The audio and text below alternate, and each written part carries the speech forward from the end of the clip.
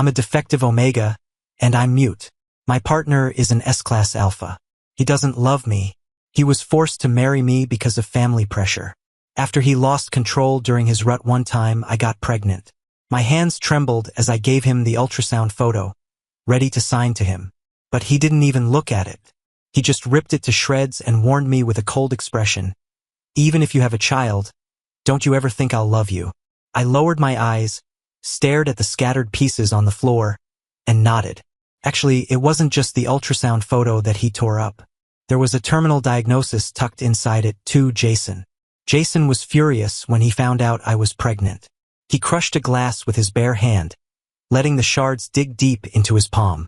Only then did he grit his teeth and demand, "Was it that accident 3 months ago?" I'm mute.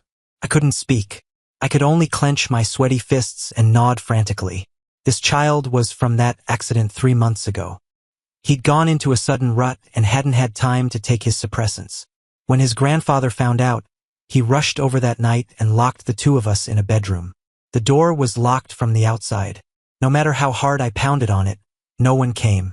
Jason still had a shred of sanity left. He yelled at me not to move and leaned against the corner, trying to fight it. The first half of the night was hell, but thankfully he was an S-class Alpha and managed to restrain himself even without suppressants. But I'm just a defective Omega. The room was saturated with his alpha pheromones, and I completely lost control of my own. The scent of orange blossoms filled the air. In the middle of the night, Jason couldn't hold back any longer. My Omega pheromones drove him past the point of reason. He lunged at me like a starving wolf, brutally biting the back of my neck. His pheromones flooded my bloodstream, and the pain brought involuntary tears to my eyes. I tried to get away, but he held me in an iron grip. Lost in his rut, the Alpha had lost his mind. He forgot I was the Omega he despised most, forgot his vow to save himself for his first love. He marked me with an almost frantic desperation, thrusting into me wildly. My defective gland couldn't handle his violent marking. For 3 days, I passed out and woke up over and over. By the end, the room was a wreck, and my body was covered in bruises. There wasn't an inch of me that wasn't black and blue. And because of that, I'd been nauseous on and off for 3 months. I went to the hospital this morning, originally just to go with a friend. I've always had a weak constitution. High fevers and vomiting have been a regular part of my life since I was a kid, so I didn't think much of it this time. My friend was the one who insisted I get a checkup. I never imagined that one checkup would reveal a pregnancy and early-stage stomach cancer. The vomiting was from the pregnancy, but also from the illness. The doctor's face was grim as he told me I should terminate the pregnancy to start treatment. Just then, Jason called and told me to come home. He'd been avoiding me for 3 months, but Grandpa was coming over for an inspection this afternoon. He had no choice but to fly back and come home. He snatched the ultrasound from my hand with a dark look on his face. Without even glancing at it, he tore it into tiny pieces, along with the terminal diagnosis I had tucked inside. I raised my hand, wanting to sign to him about the cancer, but he grabbed my wrist. "Evan, stop playing the innocent victim." Jason's brow furrowed as he gave me a cold warning. "Even if you have this baby, don't you dare think I'll love you or that you could ever replace him. Understand? Don't forget, you're the one who used my grandfather to drive him away and force me to marry you." I lowered my eyes. After staring at the scraps of paper on the floor for a long time, I gave up trying to sign and just nodded. He was right. I was the one who indirectly broke them up and forced Jason to marry me. I owed him. Before he married me, Jason had been deeply in love with a top-tier Omega. They met in college and were together for 3 years, on the verge of getting engaged. But that's when Mr. Smith, Jason's grandfather, found me and brought me into the Smith family home. As the orphan child of a man who had saved the family, Grandpa announced that whoever married me would become the future head of the Smith Corporation. The Alphas in the Smith family immediately started fawning over me. All except for Jason, who had been raised as the heir apparent and was impeccable in both character and ability. He disdained the idea of abandoning his love for power. But I didn't know any of that. All I knew was that he had once saved me from a fire, leaving a permanent scar on his right arm. I had remembered that scar for more than 7 years.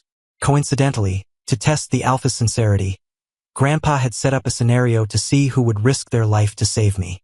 Among all the alphas in that deserted suburb, only Jason, who had been forced to be there, was willing to stab himself to be taken as a hostage in my place.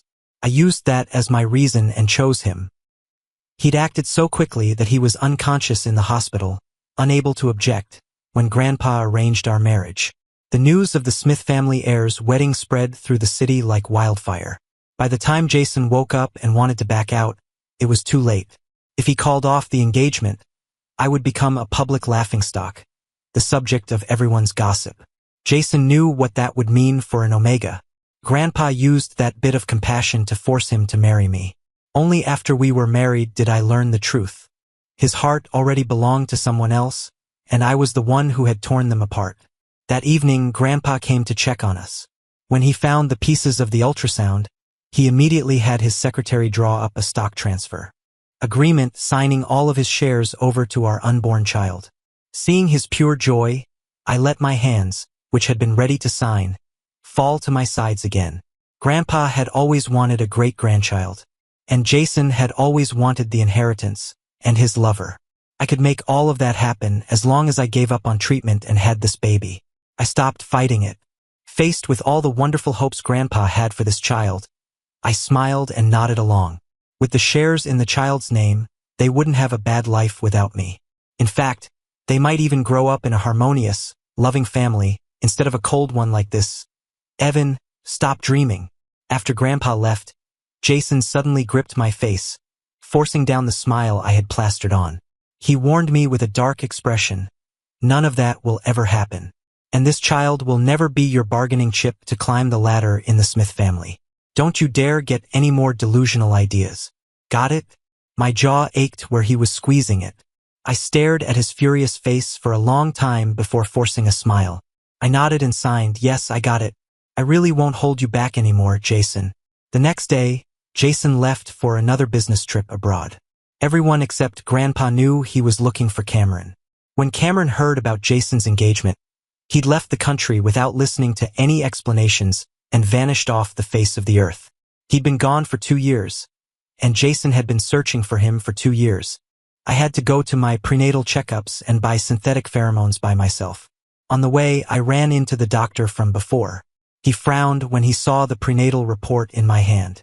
"Evan, are you planning to refuse treatment?" I was a little surprised. I put the report away and signed. "Dr. Chase, how do you remember my name?" Chase could understand sign language. He sighed. "You really don't remember. We were high school classmates, Evan." I froze. In high school, I was the poorest kid in our class. I was used to burying myself in my studies in a corner, and I didn't know anyone except for Jason, who had actively approached me. I was about to sign an apology when Chase grabbed my wrist, pulled me into his office, and frantically dug out my file from the other day. "This is still early stage. If you terminate the pregnancy, it's treatable. Listen to me. Get rid of the baby. I'll help you get better." I gave a bitter smile and shook my head. After thanking him, I told him I was determined to keep the baby and refuse treatment. Chase's expression immediately soured. "Is it because of that alpha husband of yours? He won't let you?" Quickly waved my hands. "I want to keep this child for myself. After all, I owed Jason 2 lives. I had to pay him back, right?" Chase didn't say anything else that day. But afterward, every time I went to the hospital for a checkup or to buy synthetic pheromones and medicine, he would urge me to start chemo. I refused every single time. He never got angry, just kept trying, never tiring of it. It wasn't until I was hospitalized after fainting from overusing synthetic alpha pheromones that Chase finally grabbed my shoulders, genuinely angry. "Evan, you have your whole life ahead of you. Why are you throwing it all away for one alpha? He doesn't deserve." I knew he was just being a good doctor, so I signed an apology. But his face was grim, and he wouldn't let go. A faint trace of a calming pheromone, unique to an S-class alpha, even filled the air. The light scent of juniper eased my discomfort. "I can do what he can't." Chase raised a hand to the back of my neck, his voice suddenly choked with emotion. "Evan, can't you just turn around and look at me? Just once?" I snapped back to reality. I covered my mouth and nose, trying to pull away, but another, stronger scent of cedar aggressively cut through the air, blocking the juniper. With a loud bang, The door to my hospital room was kicked open. Jason, who was supposed to be overseas on business, suddenly appeared at the door, his fists clenched so tight they cracked. Whether I deserve her or not is none of your goddamn business, you unethical piece of trash. Evan, get out here. You're coming home with me. Jason almost got into a fistfight with Chase. Because I had hurt my leg when I fainted, I didn't have the strength to get out of bed. So he took all his anger out on Chase. I couldn't speak to stop them, so in the end, I had to drag my exhausted body out of bed and use a table for support to get between them. The punch that was about to land on Chase's face was stopped by me. Jason looked like he wanted to say something, but he just gritted his teeth and slammed his fist into the wooden table next to him instead. Then he roughly pulled me up, carried me out, and threw me into the car. The tension on the way home was suffocating. The moment we got back, I couldn't stop myself from retching. I stayed in the bathroom, vomiting until my head spun and my vision blurred. Dimly, I saw a splash of bright red near my hand. Just as Jason pushed the door open, I frantically wiped away the blood and flushed the toilet. His face was as dark as ink, but he handed me a glass of warm water. From now on, I'm staying home to take care of you. I'll provide the pheromones you need and find a private doctor. You are not to see that alpha doctor again. I looked up in shock, my heart skipping a beat. He quickly added it was Grandpa. He forced me to come back by threatening me with the company. I smiled to myself. Of course. I signed my thanks, took the water, and turned to rinse my mouth. My movements were slow. After a while, I thought he had left. I was rubbing my swollen ankle, about to push myself up, when a pair of strong hands wrapped around my waist and lifted me into his arms. A faint scent of cedar surrounded me. Jason knelt by the bed to apply medicine to my ankle, his voice cold. It's for the baby. Don't get any ideas. Maybe this baby really was that important. The next day, Jason stopped speaking harshly to me. He even started working from home to personally oversee my care. Our relationship eased considerably. When Chase saw I wasn't coming to the hospital, he called me several times. But each time, Jason would grab the phone and hang up before I could answer. Grandpa was keeping him on a tight leash, and he wouldn't leave my side. He brought a spoonful of soup to my lips. I choked and started coughing violently. The air once again filled with his calming pheromones as a warm hand rested on the back of my neck. When you're done coughing, open your mouth. I swallowed the metallic taste of blood in my throat. Because of the temporary mark, the gland he had once bitten was itching. The baby in my belly was also heavily dependent on its alpha father's pheromones, making it impossible for me to resist. I silently accepted the childish act of being fed. For the next week, I was forced to accept Jason's care. That included him providing pheromones by kissing my gland. I knew he was doing it for the baby, but Cameron, who had been gone for 2 years, chose that moment to barge into the Smith house and witness this intimate scene. He had no idea. His pupils contracted, and his eyes filled with tears as he stared at us. Jason, you really have a child? You're really together? The hand on the back of my neck suddenly tightened.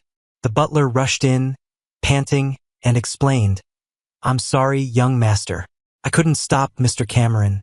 Cameron turned and ran out. Seeing his first love again after 2 years, Jason was stunned. He shoved me away and chased after him without even grabbing his coat. It was below freezing outside. The chaotic, shocked pheromones fluctuating in the cold air made me feel physically sick. No one had expected Cameron to come back at a time like this. That night, I spent a long time retching in the bathroom. My stomach was in agony, but I couldn't take any painkillers. My face was as white as a sheet, which scared the butler. He frantically tried to call Jason, but the call wouldn't go through. My breathing was shallow as I shook my head, signaling him to just let it go. Once the bout of pain passed, I'd be fine. But I had overestimated myself. After passing out from the pain, I woke up in the hospital. The butler was talking to Chase about something. Seeing I was conscious, he sighed in relief. Thank goodness Dr. Chase understands your condition. Evan, I was on the phone, and he immediately brought his things over to treat you. Alfred, the butler, worked for Grandpa and was terrified of anything happening to me. Once Chase assured him I was really okay, he sent him downstairs to pick up my medication. I frantically signed. Did you tell him about my illness? Chase's brow was furrowed. his usually calm and gentle face showing his displeasure. Evan, after everything that's happened, you're still worried about him? I lowered my eyes and nodded. I'm sorry, but I don't want him to. No. Completely at a loss, Chase ran a hand over his face. As long as you don't agree, I won't tell them about your condition. Thank you. I pulled out my phone, ready to leave, but he grabbed my hand again. Evan, divorce him. I'll take care of you. I'll help you get better. Do you have any idea how many years I've been waiting for you? My memories of high school are a bit blurry. The clearest impression I have is of Jason, who was sent to the countryside by his family to experience life and followed me around all day. Back then, he wasn't as cold as he is now. I was the one who pushed everyone away. After my biological parents died in an accident when I was 5, I became insecure, sensitive, and withdrawn at the orphanage. Every day after my 5th birthday, someone was calling me a monster or autistic. I gradually got used to the malice and the silence. But in my first year of high school, Jason, who moved into my dorm, wasn't used to it. He would confront the people who made passive-aggressive jabs at me and fight off the bullies. He'd pile my bowl with food, claiming he was on a diet, and give me half of his already double-portioned breakfast. He was also a chatterbox, tirelessly following me around, and after a year, he got me to speak. I said thank you. He was shocked. Little mute, you can talk? I smiled and said, yeah. After that, he tried every day to get me to talk. It was as if I'd become a normal person, gradually daring to speak my mind. But life is never perfect. Just when I was closest to a happy life, a fire broke out at the place where I worked part-time. I should have died there. It was Jason who ignored everyone's warnings, rushed in and saved me. Halfway out, a thick wooden beam fell and hit him. The smoke poisoned my vocal cords and I passed out. When I woke up in the hospital, the doctors told me the Smith family had taken Jason away and transferred him to a hospital abroad. I spent all the money I had, but I couldn't find him. Until the year I graduated from college. Mr. Smith brought me back to the Smith family and told me to pick an alpha I liked at a banquet. Seeing him again after 7 years, the wine glass in my hand shattered on the floor. But Jason, dressed in a sharp suit, just glanced back at me, his expression completely blank. It was as if he didn't want to acknowledge me anymore. I'm sorry, I really don't remember you. I signed apologetically to Chase, unable to recall when we had ever met. I guess so. When you think back to that time, you're like a lost soul. Why would you notice who was by your side? He laughed at himself and didn't bring up the past again. He also couldn't stop me from leaving. I didn't want to stay in the hospital, not because I disliked him, but because I hated the smell of disinfectant. It reminded me of the car crash when I was 5 and the fire when I was 17. After picking up my medicine and heading home, I saw Jason's Bugatti parked neatly in the driveway. Getting out of the car with him was Cameron. He looked at me with tear-filled eyes, appearing utterly pitiful. Jason stood in front of him. He just got back to the country. He'll be staying here for a while. I nodded and turned to leave. But Jason grabbed me again. Alfred said you were sick this afternoon. Was that a lie to get me to come back? I clutched the test results and medicine in my hand. Chase had given them to me specifically to warn me that my condition was worsening. I couldn't free a hand to explain, which made Jason's face darken as he sneered. Don't play these kinds of games next time. It's pathetic. I turned my face away and nodded. After that, Jason stopped being close to me. I started using synthetic pheromones again, and each day became harder to bear. My illness got much worse. I'd wake up in pain every morning, and the morning sickness on top of it was hell. I was always vomiting until the world spun. Whenever that happened, Cameron would emerge from the guest room, his eyes red, staring at my stomach as if he were about to cry. Hearing the noise, Jason would immediately block his view and slam the bathroom door shut. I wiped the blood from my lips and smiled. Good thing he didn't come in. It wouldn't be good if he saw the blood in the toilet. On the 3rd day of Cameron's stay, Jason had an urgent matter at the office and had to leave. Grandpa had spies at the company, so he couldn't take Cameron with him. The other servants in the villa had been dismissed, so he could only warn me to stay away from Cameron. He won't cross any lines before you have the baby. He's just staying here temporarily, so don't go after him. He still remembered the time I faked being sick to manipulate him and was wary of me. I signed earnestly, don't worry. I don't dislike him. I won't do anything to him. In the end, I was the ignorant one who had selfishly torn them apart. Jason looked at me, half believing. In the entryway, he suddenly hugged me and gave me some of his pheromones. The calming scent of cedar eased my discomfort. But as I turned my head, feeling a little lightheaded, I saw him. Cameron had shed the gentle, sweet persona he'd maintained for days. He stood on the spiral staircase, arms crossed, glaring down at me with gritted teeth. Less than half an hour after Jason left, he came speeding back. He pushed open the door to a sea of crimson. Someone's blood was all over the floor. I looked up numbly, my eyes meeting his stunned gaze as my trembling hand reached out and then pulled back. Jason realized it wasn't me who was hurt. He scrambled to his feet and rushed to the other side of the spiral staircase. He picked up the unconscious Cameron and raced to the hospital. The light outside the operating room lit up. I had followed them in a cab and arrived, out of breath, only to have Jason suddenly grab me by the throat. The veins on his arms bulged, and his eyes were bloodshot with rage. "Evan, I never realized you were capable of something so vicious, so evil." I was already in shock from seeing Cameron fall down the stairs. Tears streamed down my face as I desperately shook my head and signed. It wasn't me. After he left, Cameron had stood on the stairs, taunting me with cruel words. I didn't care, but he made me stand by the staircase, and then he threw himself down, rolling to my feet. When you're terrified, your mind is a mess. Jason couldn't understand my frantic, jumbled signs, and the retaliatory force of his grip didn't lessen. I was being choked, on the verge of suffocating, when another hand suddenly appeared and pulled me away. The sudden rush of fresh air made me stumble. Chase steadied me and then punched Jason. "I gave him back to you, and this is how you treat him?"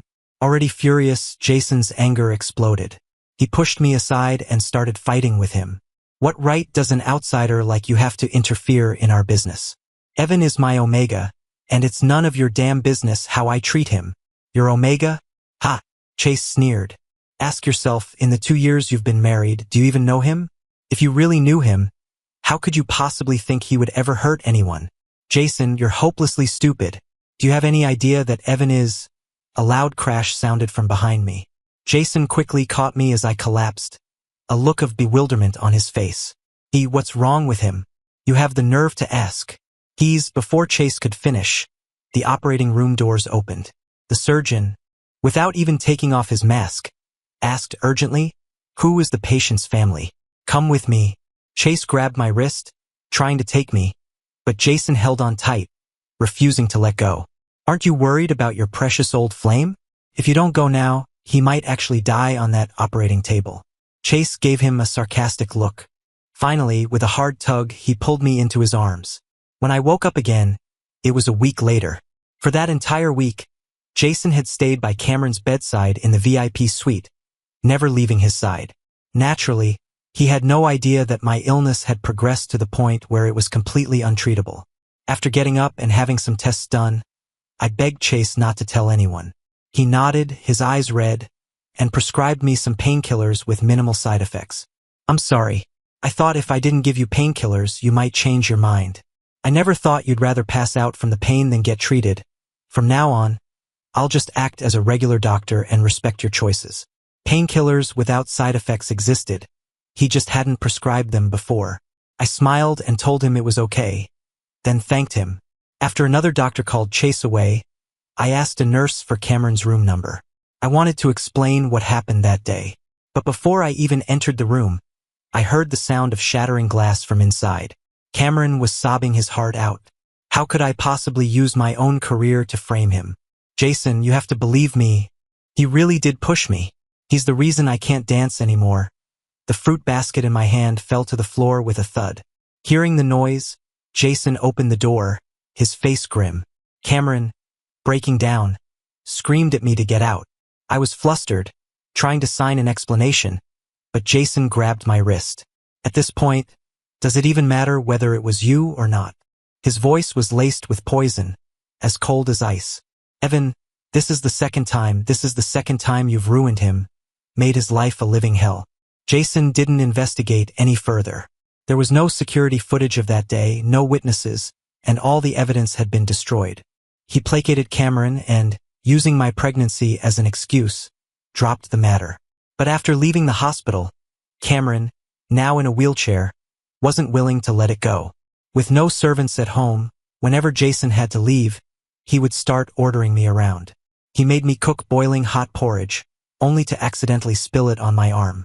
He told me to bend down and tie his shoes, only to plant his foot on my shoulder. He wanted to see the flowers in the garden, only to shove me into the fountain. The freezing water made me shiver uncontrollably. I climbed out of the fountain, shook myself off, and couldn't take it anymore. Cameron, you don't have to target me. I'm not going to cling to Jason in the future. What are you signing? Oh, sorry, I don't understand sign language. That was just an accident. He feigned surprise, his face a mask of innocence. My teeth were chattering. After changing my clothes, I wrote down what I wanted to say on a piece of paper. I was about to show it to him when I realized he was gone. There were splashing sounds coming from the swimming pool in the basement. By the time I got there, I saw Jason diving into the deep end, desperately trying to pull someone out. Cameron shivered in his arms, crying and framing me again. After settling him down, Jason stood up, walked straight toward me, and his dark gaze fell on the paper I was clutching. It read, "After the baby is born, I will leave him. I will never bother him again." I thought the words would prove my innocence, so I eagerly held it out to him. But after Jason read it, he wasn't happy like I expected. His face grew darker, becoming terrifying. He practically ground his teeth as he demanded, "You're saying you'll leave after the baby is born? Leave the Smith family forever?" I nodded like a bobblehead. "Don't worry, I'll leave the baby with you, and I'll disappear completely. Rip." Jason tore the paper apart in a sudden rage. Ignoring Cameron behind him, he stormed out of the pool area. Maybe because I'd been out in the cold, I developed a high fever that night. The complications from the cold woke me up in agony. I fumbled for my painkillers but couldn't find them anywhere. Then I remembered. Cameron had taken my wet clothes from earlier today. The pills were in the pocket. I forced myself to get up, enduring the pain, and knocked on the guest room door. Cameron was still awake, casually playing with the small bottle. "Morphine extended release tablets. What are these for?" I signed, begging him to give them back. But he just dumped the pills on the floor with a smirk. "You shouldn't be taking random pills when you're pregnant. I'm doing this for your own good, you know?" I was in too much pain to argue. I knelt on the floor, trying to pick up any salvageable pills, but he stepped on my hand. Couldn't break free. Then the door opened. Cameron instantly pulled his foot back and lied to Jason, claiming I was trying to take abortion pills and he had stopped me. "If he took those, wouldn't he just keep clinging to you for years, Jason? Then what about us?" He choked up, tears welling in his eyes. The listener actually believed him. He let out a cold laugh, but he wasn't particularly angry. He just had an "I knew it" tone. "Evan, I should have known you wouldn't give up so easily. After all the schemes you pulled to force me to marry you, why would you ever obediently leave after having the baby? You really are." I couldn't hear the rest of his words very clearly. The taste of blood I'd been swallowing kept rising in my throat, and I couldn't hold it back anymore. Right in front of him, I vomited all over the floor. When I opened my eyes again, I was in a hospital room filled with the smell of disinfectant. I instinctively frowned. A hand quickly reached out and smoothed my brow. It carried a rich scent of cedar. "If the baby needs pheromones, you can just say so." My lashes fluttered. I let out a sigh of relief. Good, he still didn't know the truth. This must be the downtown hospital again. Dr. Chase, on his rounds, looked at me with red-rimmed eyes. I probably really didn't have much time left. I was exhausted from the endless accusations and setups. So when Chase was arguing with Jason, demanding to take me with him, I made an effort to get their attention and signed to them I was willing to go with Chase. I didn't want to go back to the Smith family, to face the endless suspicion and torment. Even when he promised to take good care of me from now on, to prevent any more conflict. Jason was stunned. "Evan, what did you say?" I repeated myself. For 2 years, I had waited for him at home, playing the part of a dutiful Omega wife, even though I knew it was pointless. What he saw as an act to climb the social ladder was my genuine heart. But this time I had truly given up. Jason, being left for the first time, was furious. He finally just stormed out. After he left, I spent a few days recovering in the hospital. I was barely well enough to be discharged. But I didn't go with Chase. I was a dying man, and I didn't want to be a burden to anyone. And I didn't have the courage to start a new life. I rented an apartment near the hospital to wait out my pregnancy. Living alone was much more peaceful. But Jason started talking more.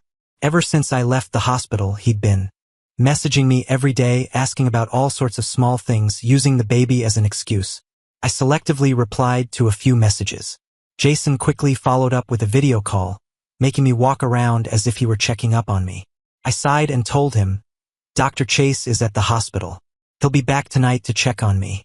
He had consented to Chase living with me, largely because a doctor could conveniently monitor the baby. Ours was a marriage of convenience. He didn't care which alpha I lived with. But after hearing this, Jason's face darkened, and he hung up. That night, I don't know how he found my address. He started pounding on the door. The moment I unlocked it, he stumbled into the apartment, reeking of alcohol, and searched every single room. "He's not off work yet?" I nodded guiltily. He staggered a few steps and then suddenly collapsed onto me, pinning me to the sofa. "Sorry, I'm drunk." Jason leaned in close to the back of my neck, closed his eyes, and kissed my gland. I pushed him away, but he grabbed my hands and sealed my lips with his. The air filled with the appeasing scent of cedar. My eyes went wide. My mind was a blank slate as he kissed me, and it took me a long moment to remember to struggle. This was the first time we had ever done something like this. Even during that accident 3 months ago, no matter how lost in a frenzy he was, he had never kissed me. He really was drunk. After I broke free, the drunkard seemed displeased. His voice was laced with resentment. "Who the hell is Chase? What's your history with him? Why does he seem to know you so well, know everything about you?" I froze. You don't know him?" In high school, Jason was popular and could get along with anyone. He should have had a strong impression of someone with Chase's background and looks. But Jason sneered. "Should I know him?" He gritted his teeth. "A scumbag with no morals. A homewrecker who only knows how to steal other people's partners. A two-faced schemer who acts like he knows everything just because he met you earlier." I was completely stunned. I was so shocked I didn't even register Jason's uncharacteristic cursing. I quickly asked, You really don't remember him or 10 years ago?" I had always thought Jason regretted getting close to me and saving me back then, which was why he never came back to find me and pretended not to know me when we met again. But he shook his head. "I really don't remember. I had an accident when I was 17 and I think I lost some of my memory. Was there something important in there?" I didn't tell him about the past. It seemed any chance for a turnaround had come too late. Fate still loved to play its cruel jokes. Jason didn't understand my sadness. He grabbed my wrist and pulled me closer, his fingers pressing into the bruises there. I grunted in pain. He paused, then suddenly pushed up my sleeve. From my wrist to my arm were all sorts of burns and bruises Cameron had inflicted while he was gone. Jason stared at the marks as if he'd been struck by lightning, half of his drunkenness gone. He gritted his teeth, his voice dark. "Who the hell did this?" I started to sign, but then hesitated. The answer was so obvious, yet he still didn't suspect Cameron. They must have really trusted each other in college. The things Cameron did to me were just because he loved Jason too much. There was no need for me to stir up more trouble between them. So I changed my sign. I did it myself. By accident. A flash of pain crossed his eyes. His knuckles turned white as he found some ointment and started applying it for me. When he finished, he hugged me and murmured, "Evan, he seemed to have something he wanted to say to me." But in the end, the words never came. Perhaps it was the pheromones, but I slept surprisingly well that night. The next morning, Jason woke up, abruptly let go of my waist, and tried to play it cool. "Last night, I know. It was for the baby." I signed, cutting him off. The baby was already 7 months along and desperately needed its alpha father's natural pheromones. But his eyes darkened. He stared at my slightly rounded stomach for a long time before giving a stiff right. A week later, Grandpa returned to the country and hosted a family dinner at the estate. He didn't know that Cameron was also back, let alone living in the Smith family home.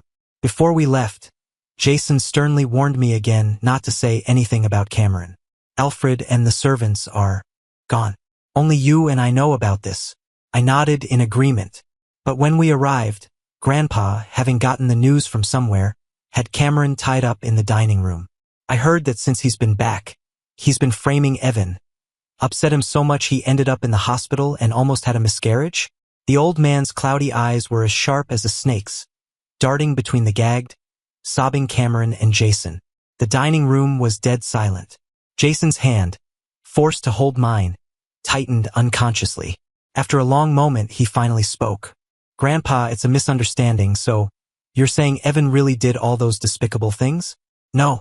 Jason shot to his feet. "It has nothing to do with Evan. He would never do that. The Smith family rules were strict.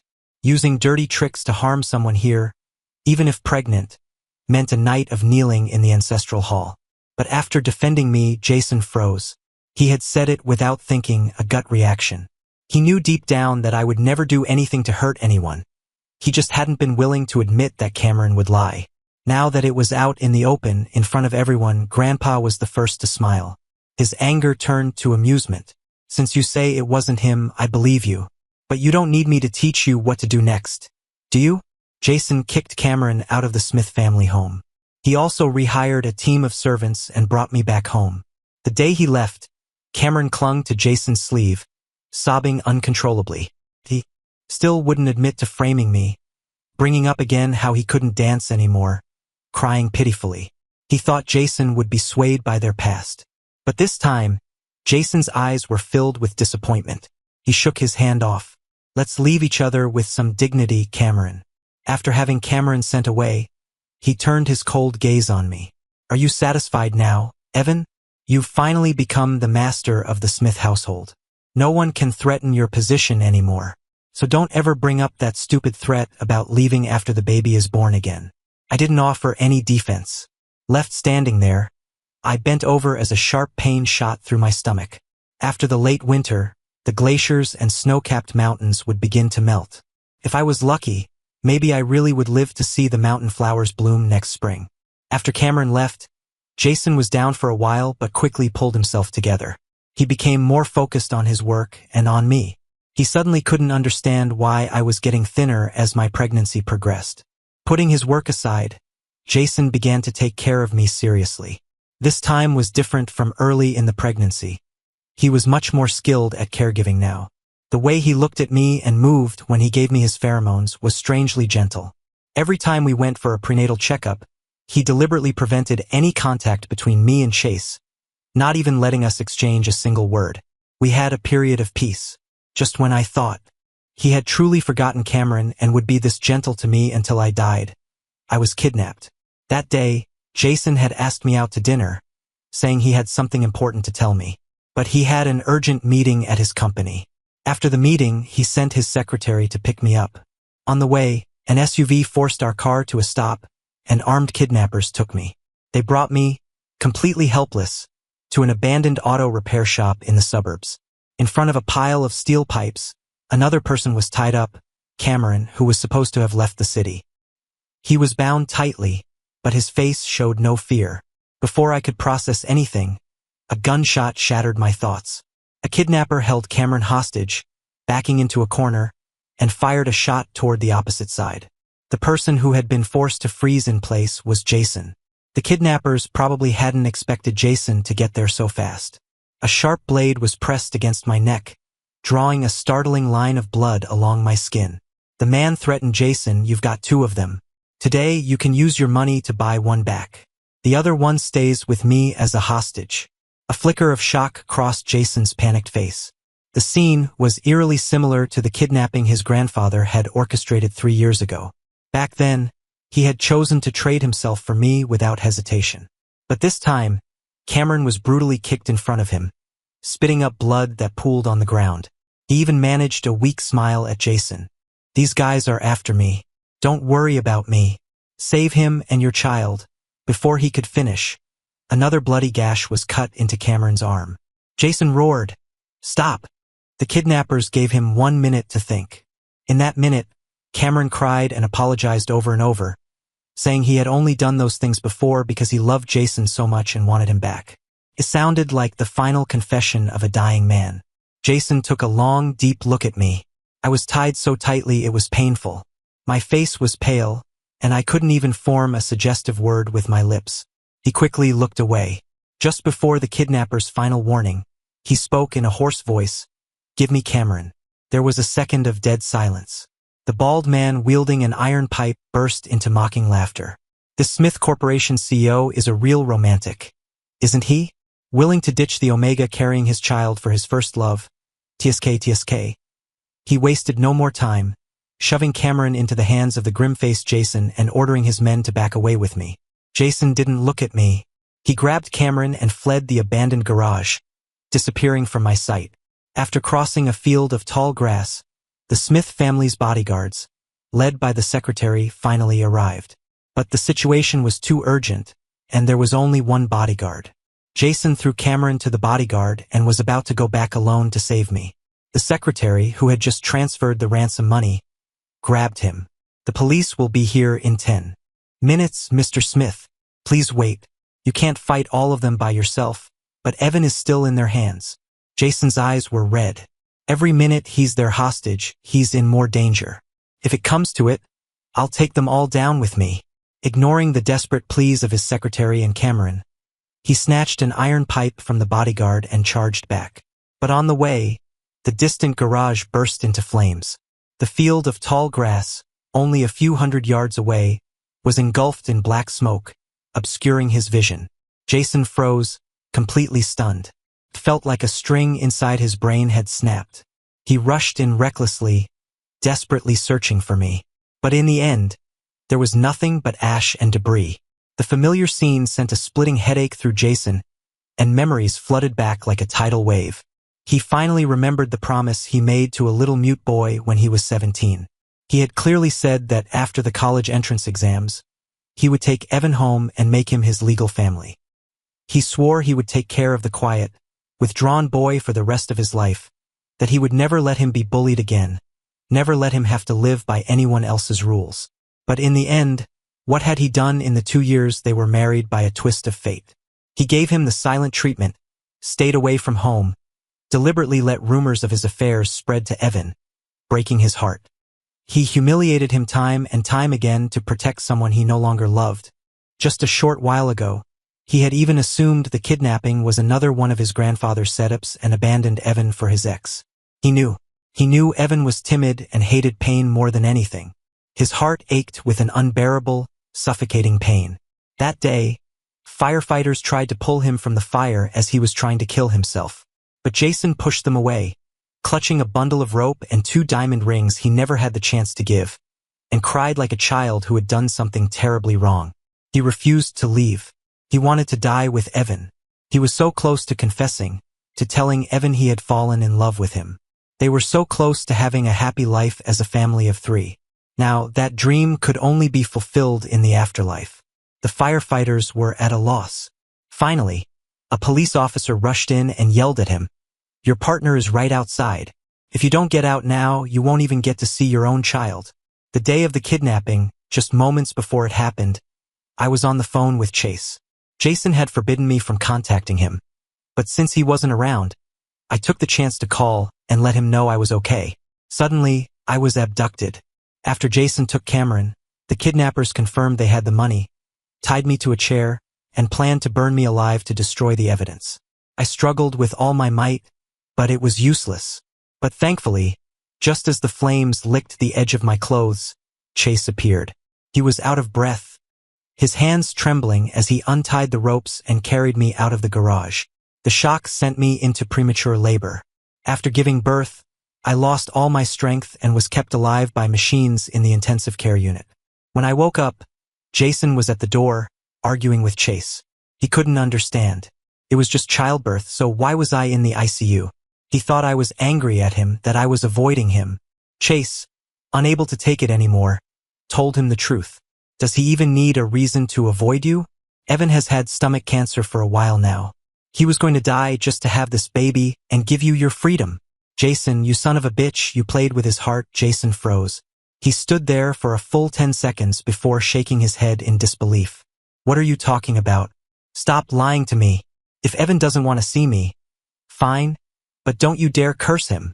Did you think he was really vomiting blood that day because he ate something bad? That was his illness acting up, and he made me swear not to tell you.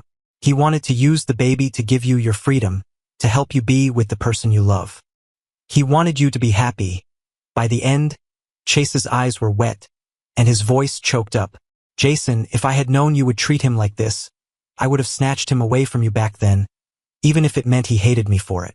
It would be better for him to hate me than to just disappear from this world, to never be seen again.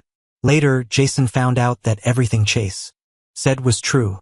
He even found the torn pieces of the ultrasound from the day I was diagnosed, and discovered the fragments of the terminal diagnosis tucked inside. If they had been in love, they could have had another child later. There was no rush, but he, with his own hands, had torn apart my will to live. The pain in Jason's heart was suffocating. What made him despair even more was when his secretary discovered that the kidnapping wasn't orchestrated by his grandfather. It was a setup by Cameron. 2 years ago, Grandpa had given him $0 million to leave the country. After squandering it all on gambling, he came back to leech off Jason again. When Jason kicked him out, he designed the kidnapping plot. If Jason saved me, he would split the ransom with the kidnappers and fake his death to leave the country. If Jason saved him, the kidnappers would kill me, and he could get back to Jason's side to keep getting money. From the very beginning, Cameron's return was all about the money. Jason locked him in the basement and tortured him until he finally confessed to all the framing, scheming, and the things he had done to me in private. When Cameron finally emerged from the basement, he had lost his mind. He was sent to a psychiatric hospital, never to see the light of day again. Lately, I've been asleep more than I've been awake. I barely managed to open my eyes to see Chase in a protective suit, holding the baby for me to see. He was premature and had just been taken out of the incubator. He was wailing, but when he touched my face, he suddenly stopped crying. I didn't have the strength to lift my arms to hold him, so I just pulled my lips into a smile. Chase helped the baby touch my hand. Jason stood outside the door, watching the scene, his eyes so red they looked like they could bleed. It was regret, resentment, but most of all, it was pain. He had been standing guard outside my door for 3 days. I had finally woken up, but Chase refused to let him in. This public hospital wasn't his territory. He pressed himself against the large window, refusing to eat or drink, just continuing his vigil. The baby, tired from touching me, was soon put back in his cradle. Chase glanced at the man outside the door, then turned back to me with a frown. "Do you want to see him? He says he's recovered his memories and found out the truth about everything. He wants to apologize." I couldn't sign, so I just shook my head. Chase smiled in relief. "He also said he was going to confess to you on the day of the kidnapping. That even though he lost his memory, he had fallen in love with you all over again and wanted to start fresh after the baby was born. What a fucking act." Chase rolled his eyes, furious. If he really had no second thoughts, he wouldn't have left you to save Cameron that day. Understand? "Evan, don't be fooled by his sweet talk again." He made me smile. I nodded. Then, with great effort, I raised my hand, which was covered in tubes, and removed my oxygen mask. Chase unconditionally helped me, asking in a choked voice, "What do you want to do?" "I'll do it for you." I smiled at him. I mouthed the words, "I will never see Jason again." Maybe it was from the moment he chose to believe Cameron, or maybe even earlier. I had already let him go, along with all our memories. That night, Jason kept watch until late. Finally, Chase came out of the room holding the baby. This time, Chase didn't ignore him. He placed the baby in Jason's arms. He said the divorce papers are in the 3rd drawer of the living room table. "Sign them." Jason's heart sank. Chase continued, "He doesn't want anything. He just wants you to live well and raise the child. If you can, he hopes you can give the child a happy family, so he doesn't end up like him." Those last words caught in Chase's throat, and he couldn't say them. Those weren't my final words. They were what I had said to him. "I'm sorry, and thank you." When Jason got home, he found the divorce papers. My signature was already on them. A layer of dust had settled on the papers, as if they had been sitting there for a very, very long time. He slowly tried to figure it out. How long ago had Evan decided to let go? A month ago? 6 months ago? Or was it during all those nights he had deliberately stayed at the office, leaving Evan to wait alone at a table full of food that had gone cold? He had trampled on a heart full of sincerity. Now he was tasting what it felt like to be riddled with holes. He signed the divorce papers in the end. Even so, Evan never agreed to see him again. Not even before he died. Evan's ashes ended up in Chase's hands. One afternoon, Chase took away all of his belongings, leaving not a single thing behind. Chase handled all the funeral arrangements himself, never letting Jason get anywhere near. He sneered at Jason. You hurt him so deeply. This disgusting, fake display of devotion will only taint his path to reincarnation. Understand? Jason cried with regret until he couldn't stand. But in the end, he never even found out where Evan's grave was. The only thing Evan left him was their child. When the child smiled, he looked so much like Evan. For the rest of his life, he was destined to watch over their child, living in eternal regret.